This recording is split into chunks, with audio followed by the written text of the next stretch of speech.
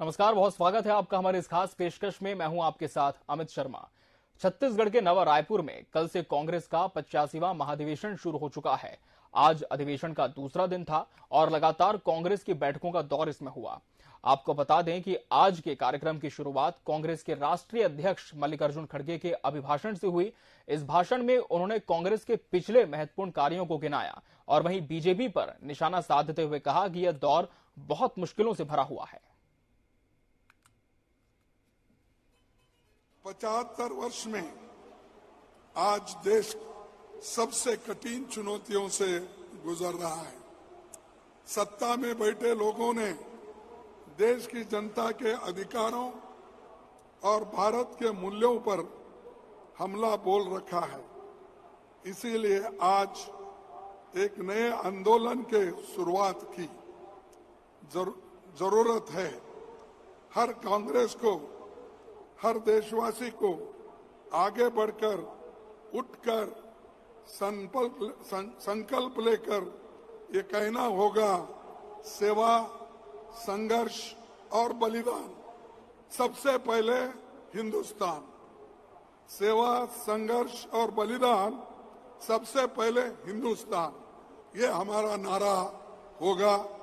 और देश को आज सेवा, संघर्ष और बलिदान की जरूरत है, क्योंकि भारत अपने सबसे कठिन दौर से गुजर रहा है।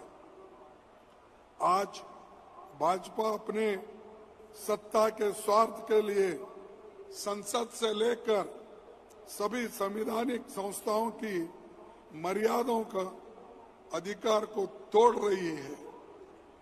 भयंकर रोजगारी युवाओं के भविष्य को अंधेरे में धकेला जा रहा है। कमर तोड़ महंगाई से जनता के घर के बजट बिगड़ गया है। नोटबंदी और गलत जीएसटी से छोटे कारोबार एमएसएमई को बर्बाद कर दिया है। फसल की कीमत न देकर किसानों की आमदनी को खत्म कर दिया है। नफरत के माहौल में देश के सामाजिक माहौल बिगाड़ दिया है। और यही नहीं, ईडी, सीबीआई, इनकम टैक्स, सारे एजेंसीज को चुनी हुई सरकारों को गिराया जा रहा है। और यहाँ पर मैं बोलना चाहूंगा, इस प्लेनरी सेशन को रोकने के लिए यहाँ पर बीजेपी सरकार ने छापा मारा, रेड किया, हमारे लोगों को अरेस्ट किया, लेकिन फिर भी हमारे चीफ मिनिस्टर और यहाँ के कांग्रेस कार्यकर्ताओं ने डटकर मुकाबला करके इसको यशस्वी बनाया।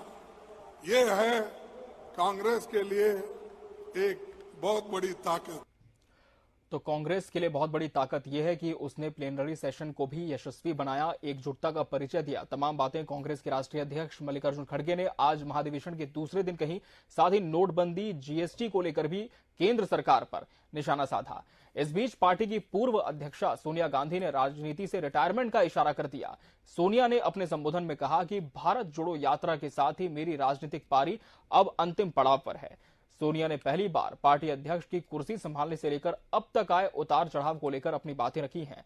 उन्होंने कहा कि 1998 में जब वो पहली बार पार्टी अध्यक्ष बनी, तब से लेकर आज तक यानी पिछले 25 सालों में बहुत कुछ अच्छा और बहुत कुछ बुरा अनुभव भी रहा। 2004 और 2009 में पार्टी की परफॉर्मेंस हो या फिर मनमोहन सिंह को प्रधानमंत्री बनाने का उनका निर्णय, ये व्यक्तिगत तौर पर उनके लिए संतोषजनक रहा। उन्होंने ऐसा कहा। इसके लिए पार्टी कार्यकर्ताओं का उन्होंने पूरा सहयोग मिलने की बात कही और आगे कहा कि मुझे सबसे ज्यादा संतुष्टि इसी बात से है कि वो ये है कि भारत जोड़ो यात्रा के साथ अब मेरी पारी समाप्त हो सकती है। ये पार्टी के लिए एक महत्वपूर्ण मोड़ है। क्या कुछ कहा सोनिया गांधी ने, आपको भी सुनाते हैं।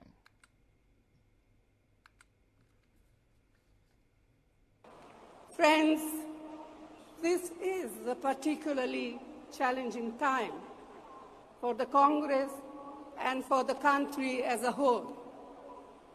Prime Minister Modi and the BJP RSS regime has relentlessly captured and subverted every single institution.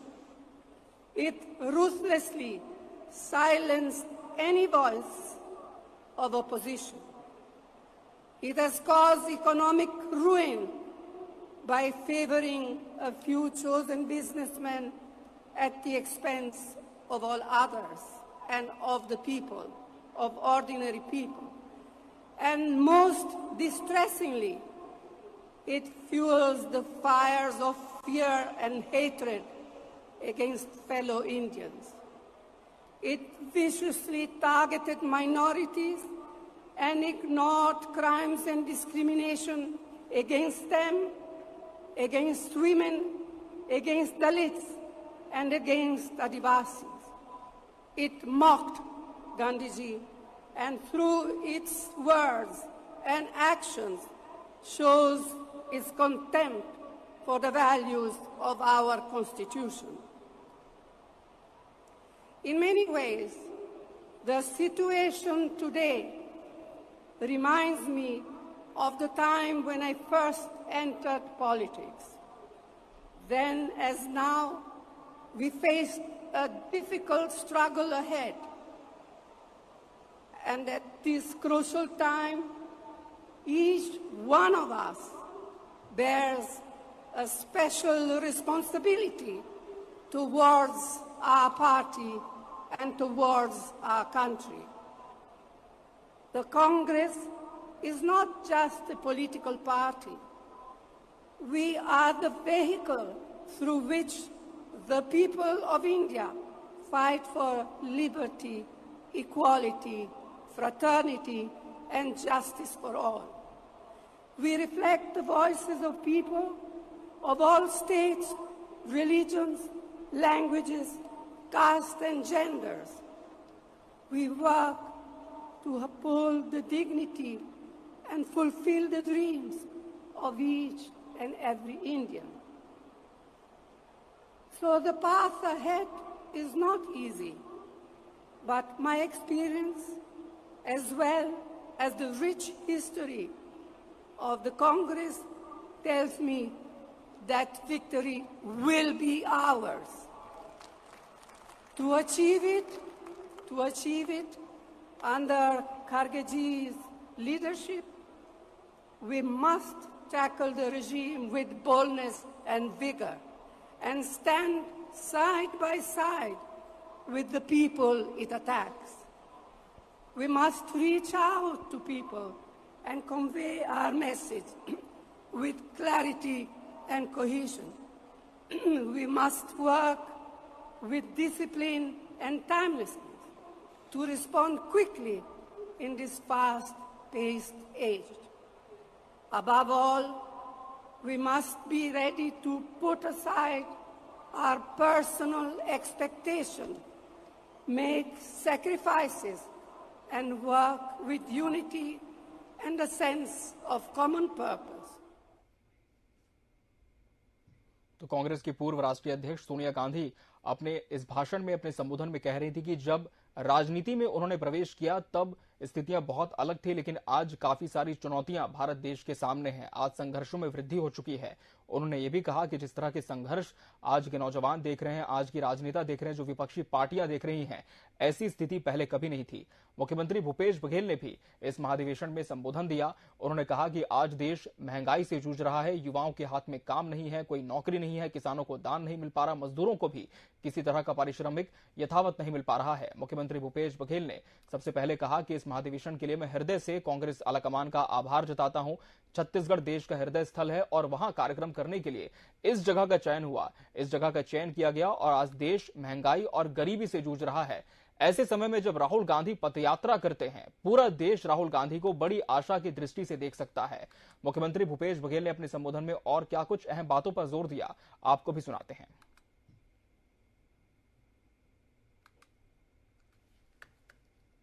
कि छत्तीसगढ़ देश के हृदय स्थल है और वहां इसका चयन किया गया है। ऐसे समय में जब देश महंगाई से जूझ रहा है, बेरोजगारी से जूझ रहा है, किसानों को दाम नहीं, मजदूरों को काम नहीं, नौजवानों के काम नहीं। ऐसे समय में जब राहुल जी कन्याकुमारी से लेकर कश्मीर तक के पद यात्रा करते हैं, आज पूरा देश राहुल जी की तरफ बड़े आशा भरी निगाह से देख रहे हैं। पूरे कांग्रेस पार्टी के अधिवेशन पर देश ही नहीं बल्कि दुनिया की निगाहें हैं कि ये ऐसे समय में महाधिवेशन हो रहा है जब हमारे पड़ोसी देशों के साथ हमारे संबंध ठीक नहीं है। नेहरू जी, इंदिरा जी के रास्ते से भटक गई है सरकार। उस समय में महाधिवेशन हो रहा है और हमारे लिए बहुत सौभाग्य की बात है। ये वीर नारायण सिंह जी की धरती, ये गुंडाधूर की धरती, ये माता कौशल्या और सबरी माता की धरती, और इसमें पूरे तमाम देश भर के अतिथियों का स्वागत करने का मुझे। तो मुख्यमंत्री भूपेश बघेल ने कहा कि आज पूरा देश राहुल गांधी को आशा भरी नजरों से देख रहा है। साथ ही उन्होंने ये भी कहा कि ये गुंडाधूर की धरती है, यहां पर इस महाधिवेशन का आयोजन होना अपने आप में काफी खास है। वहीं कांग्रेस नेता सुरेश पचौरी ने इस अधिवेशन में कहा कि ये एक ऐतिहासिक कार्यक्रम होगा, अविस्मरणीय अधिवेशन होगा और उसमें बहुत महत्वपूर्ण निर्णय लिए जाएंगे। शोभा ओझा ने कहा कि दबे कुचले लोगों की आवाज कांग्रेस ही हमेशा से रही है और उनके लिए कांग्रेस हमेशा लड़ती रहेगी। कांग्रेस का महाधिवेशन शुरू हो चुका है और सारे प्रमुख नेतागण अपनी सीटिंग अरेंजमेंट के साथ बेसब्री से इस बात का इंतजार कर रहे हैं कि वो मल्लिकार्जुन खड़गे को सुने और सोनिया गांधी जी को सुने। हमारे साथ ये यहाँ पचौरी जी भी हैं, उनसे सबसे पहले बात करते हैं। पचौरी जी, ये काफी महत्वपूर्ण अधिवेशन है और कहा जा रहा है कि 2024 की एक लाइन तय होगी। कैसे देखते हैं इस अधिवेशन से क्या निकल के आएगा, महामंथन से क्या निकलेगा? भारतीय राष्ट्रीय कांग्रेस का ये 85वां महाधिवेशन रायपुर में होने जा रहा है। ये निस्संदेह एक ऐतिहासिक अधिवेशन होगा, अविस्मरणीय अधिवेशन होगा और इसमें बहुत महत्वपूर्ण निर्णय लिए जाएंगे। एक तरफ कांग्रेस को मजबूती बनाने की दिशा में निर्णय लिए जाएंगे, दूसरी तरफ कांग्रेस का जो गौरवशाली इतिहास रहा है उसके मद्देनजर कांग्रेस आम जनता की सेवा में अपनी कसौटियों पर कैसे खरी उतरे, इस बारे में आगे की कार्य योजना बनाई जाएगी। क्या देखते हैं लक्ष्य कांग्रेस हासिल कर लेगी?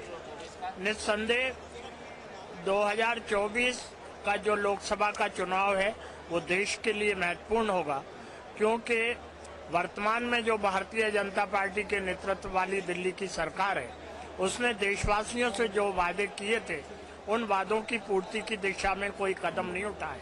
आज हालात ये हैं कि देश में बढ़ती हुई महंगाई है, बिगड़ती हुई अर्थव्यवस्था है, बिगड़ती हुई कानून व्यवस्था है, बढ़ती हुई बेरोजगारी है, लेकिन इस ओर कोई ध्यान नहीं दिया जाता। हमारे साथ यहाँ शोभा ओझा जी भी हैं। ओझा जी, महिलाओं की समस्याओं को लेकर कांग्रेस काफी मुखर है। 24 में किस तरीके के मुद्दों को आप लोग महिलाओं तक लेके जाएंगे? देखिए, महिला हो, आदिवासी हो, दलित हो, ओबीसी हो, तमाम सेक्शन जो सोसाइटी की जो ऑप्रेस है, जिनको दबाया गया सालों, उनकी आवाज कांग्रेस ही हमेशा से रही है। आगे भी कांग्रेस ही महिलाओं की लड़ाई लड़ेगी। जिस तरह राजीव जी ने जो सपना देखा था महिला आरक्षण का, वो हमें जो स्थानीय निकायों में 50% आदरणीय सोनिया जी की मेहनत से हुआ, पर आने वाले दिनों में हम 33% आरक्षण विधानसभा और लोकसभा में संघर्ष है हमारा, वो लड़ाई कांग्रेस के नेतृत्व में लड़ेगी। तो लगातार कांग्रेस के नेता इस बात पर जोर देते हुए नजर आ रहे हैं कि 2024 की जो लड़ाई है उसके लिए कांग्रेस अपने आप को तैयार कर रही है और उसमें ये महाधिवेशन काफी मील का पत्थर साबित होगा। कैमरामैन कपिल के साथ मोहन तिवारी, टीवी 24 रायपुर। वहीं कांग्रेस के इस महाधिवेशन में छत्तीसगढ़ कांग्रेस की प्रदेश प्रभारी कुमारी शैलजा भी शामिल हुई हैं। उन्होंने कहा कि कांग्रेस के अध्यक्ष होते हुए सोनिया गांधी जी ने भारत जोड़ो यात्रा करने का निर्णय लिया था और उससे ही आपने देखा कि देश में काफी बदलाव देखने को मिला है। सोनिया गांधी को उन्होंने अपनी आदर्श बताया। ऐसा नेतृत्व दिया, 10 साल हमारी सरकार रही, कांग्रेस पार्टी एक नई ऊर्जा लेकर उस समय निकली और अब एक नई ऊर्जा लेकर फिर निकलेगी, क्योंकि भारत जोड़ो यात्रा जिसकी शुरुआत सोनिया जी ने करवाई, उनका निर्णय था एज कांग्रेस प्रेसिडेंट, ये उन्होंने आखिरी निर्णय एज कांग्रेस प्रेसिडेंट बतौर कांग्रेस प्रेसिडेंट उन्होंने ये निर्णय लिया था और उससे ही आप देख रहे हैं कि देश में एक नया बदलाव देश देख रहा है, एक नई ऊर्जा आ रही है और वो सोनिया गांधी जी हमारी प्रेरणा स्रोत रही हैं और वो हमारी प्रेरणा स्रोत रहेंगी। बेशक वो अध्यक्ष रही, बीच में नहीं भी रही, अब फिर अध्यक्ष रही, लेकिन सोनिया जी की तो ऐसी छत्र छाया है हमारे ऊपर जो हमारे ऊपर रहेगी। और खुद हमारे नए अध्यक्ष जी ने भी कहा कि वो भी उनके साथ बातचीत कर। वहीं अमितेश शुक्ल से और महापौर एजाज ढेबर से भी टीवी24 ने बातचीत की। उन्होंने कहा कि यह भारत जोड़ो यात्रा कांग्रेस को बहुत ताकत देगी। राहुल गांधी ने दांडी यात्रा की तर्ज पर इस यात्रा का आयोजन किया। दांडी यात्रा से तुलना इसकी की गई है और राहुल गांधी की भारत जोड़ो यात्रा को कई मायनों में सफल बताया गया है। तो लगातार हम बात कर रहे हैं कांग्रेस नेताओं से और ये जानने की कोशिश कर रहे हैं कि वो किस तरीके से इस पूरे अधिवेशन को देख रहे हैं। हमारे साथ अमितेश शुक्ला जी, श्यामाचरण शुक्ल के पुत्र मौजूद हैं, मंत्री भी रहे हैं। बताइए, ये अधिवेशन कितनी ताकत देगा कांग्रेस?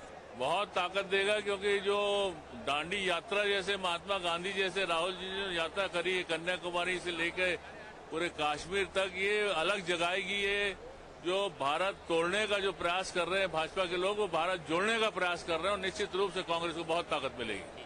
हम देख रहे हैं कि 24 का चुनाव है, 23 का चुनाव है, क्या फैक्टर लगता है आपको काम करेगा जिसके आधार पर आप लोग जीत का दावा कर रहे हैं? देखिए, मेन सबसे बड़ा फैक्टर ये है कि जो इनके बेरोजगारी दर इनका जो बढ़ा है, जिनके समय में जो लोगों को रोजगार नहीं मिला है, युवाओं को महंगाई इतनी बढ़ गई, इसको कोई कंट्रोल नहीं करने, ध्यान इधर उधर आकर्षित करने की कोशिश कर रहे हैं। महंगाई सबसे बड़ा मुद्दा रहेगा, क्योंकि महंगाई का इनके पास कोई जवाब नहीं कि इन्हें अभी तक महंगाई पर अंकुश क्यों नहीं लगाया। तो महंगाई एक अहम मुद्दा है। हमारे साथ यहाँ पर आनंद कुकरेजा भी हैं, मेयर साहब भी हैं, उनसे भी बात करेंगे। जी मेयर साहब, हम देख रहे हैं कि आपके प्रदेश शहर में ये आयोजन हो रहा है, आयोजन को लेकर कितना उत्साह है? देखिए, पूरे देश के जब तमाम नेता, जिसको हम लोग फूल के रूप में देखते थे, पूरे गुलदस्ता बनकर यहाँ पर आए हैं। हमारे नेता खड़गे जी, सोनिया जी, प्रियंका जी, राहुल जी, ये इससे लेकर छत्तीसगढ़ में रायपुर शहर में बहुत भारी उत्साह है लोगों में, खासकर जो युवा हैं सबसे ज्यादा उसमें। हमारी जो बहनें हैं प्रियंका जी को लेकर, उनमें उत्साह, तो एक उत्साह का माहौल है। अब मुझे लगता है कि इस मंथन से जरूर कुछ न तो कुछ अमृत निकलेगा। तो अमृत निकलेगा, ये उम्मीद है।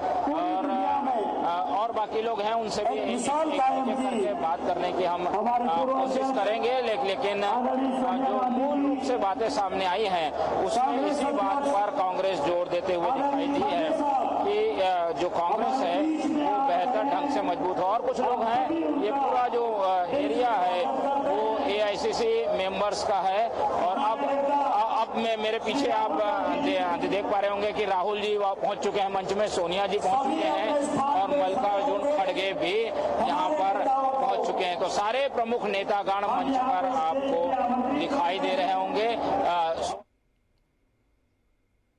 तो कांग्रेस के तमाम बड़े नेता ये दावा कर रहे हैं कि कांग्रेस के इस महाधिवेशन में जो महामंथन होगा उससे अमृत निकलेगा और ये अमृत आगामी चुनाव को पल्लवित करेगा। जिस तरह से छत्तीसगढ़ में इस साल 2023 के अंत में विधानसभा के चुनाव होने हैं, 2024 के मध्य में लोकसभा के चुनाव देश में होने हैं। ऐसे में कांग्रेस एकरूपता का परिचय देने के लिए कांग्रेस शासित राज्यों में जिस तरह से बड़े नेताओं का जमावड़ा हुआ है, यही कोशिश है कांग्रेस की कि किसी भी तरह से जो सीट से कांग्रेस की उसमें वृद्धि की जा सके, एकरूपता का परिचय दिया जा सके और केंद्र सरकार की जो तमाम योजनाएं हैं उनमें लूप होल्स भी ढूंढने का प्रयास किया जा सके।